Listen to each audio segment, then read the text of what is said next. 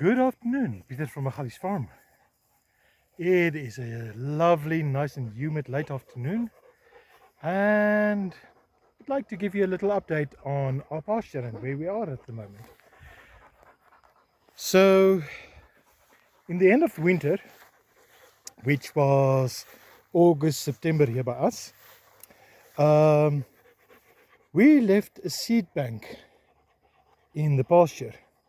Basically, I pulled in a lot of dead branches and things into this specific area, and I left this part of the pasture alone so that it can come into seed, which it has, and it's prolific with biodiversity. There's some dragonflies, hunter flies, wasps, ants, all kinds of bugs in here, and as well as you can see all kinds of flowers and seeds and a very nice thick biomass that's accumulating in this specific area.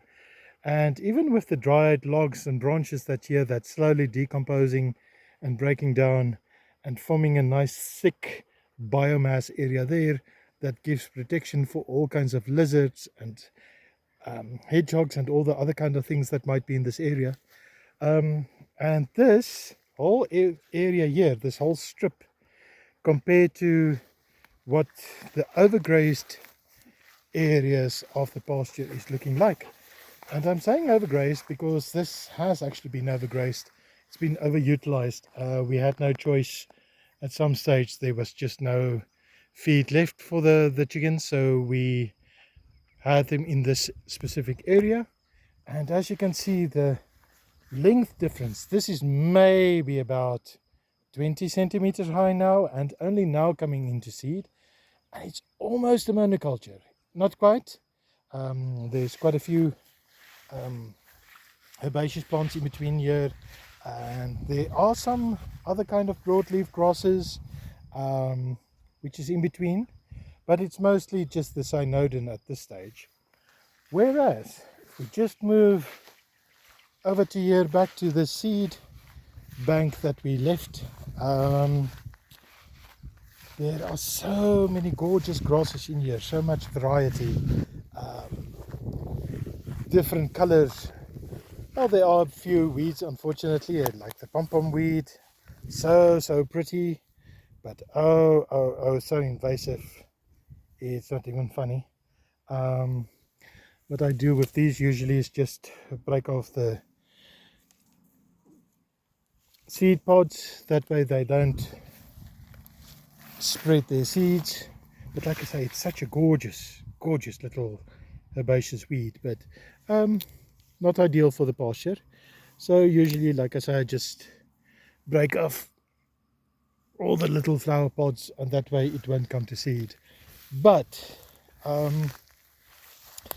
another interesting difference is between the seed bank and the pasture over there that's so much lower.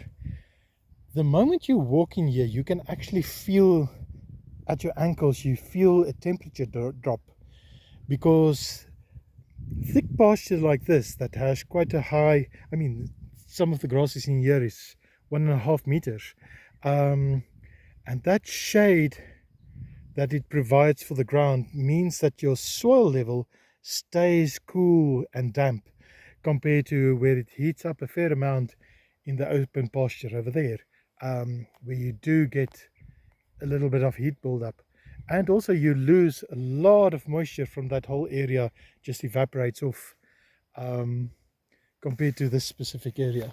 And like I say, maybe at least 20 to 30 different species in here alone, and it's creating a fantastic habitat. There's like bee eater birds and other insect eaters that's coming through here on a regular basis.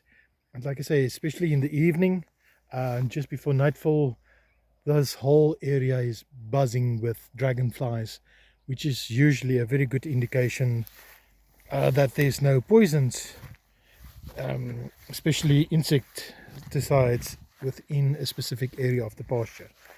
And I must say, quite happy about that. Really quite happy about that. So from a pasture perspective, regenerative wise, I think this is a good start.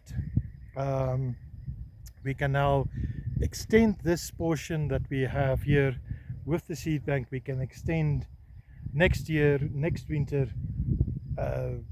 We create the seed bank in the next strip, and so every year onwards and onwards we create strip after strip with the seed banks in, and that way we will regenerate and introduce the biodiversity into our pasture that we really need for the chickens.